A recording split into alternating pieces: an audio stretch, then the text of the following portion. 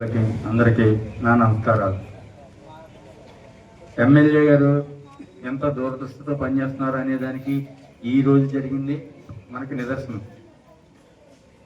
తుఫాన్ హెచ్చరికలను కూడా లెక్క చేయకుండా రాత్రులు అధికారులను అప్రమత్తం చేస్తూ, అలాగే గ్రామంలో ఉన్న ప్రజలకు ఏ ఇబ్బందులు కలగకుండా కార్యకర్తలని కేడర్ని కూడా అప్రమత్తం చేస్తూ ఎవరికి ఎటువంటి ఇబ్బంది రాకుండా, ఎటువంటి నష్టము జరగకుండా నిరంతరం 24 గంటలు పనిచేసిన వ్యక్తి మన శాసనసభ్యులు బత్తుల బలరామకృష్ణ గారు.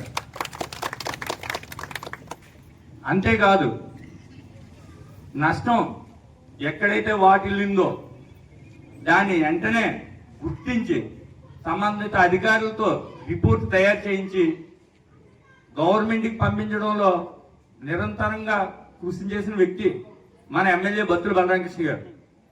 ఆ చురుకుదనం వల్లే మీకు వెంటనే మొన్న బియ్యం నిత్యావసర వస్తువులు రావడం కానీ, మిమ్మల్ని పునరావాస కేంద్రాలకి తరలించడం కానీ, ఈరోజు ఈ అమౌంట్ ఇవ్వడం కానీ జరగడం అనేది మన శాసనసభ్యులు తీసుకున్న కృషి వల్లే అని నేను ధైర్యంగా చెప్పగలను.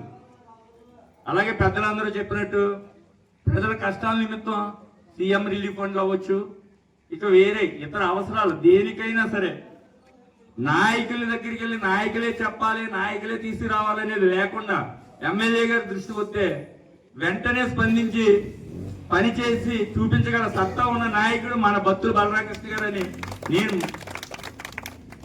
చెప్పగలుగుతున్నాను. అలాగే నాకు ఈ అవకాశం ఇచ్చిన అందరికీ కూడా మరొకసారి ధన్యవాదాలు.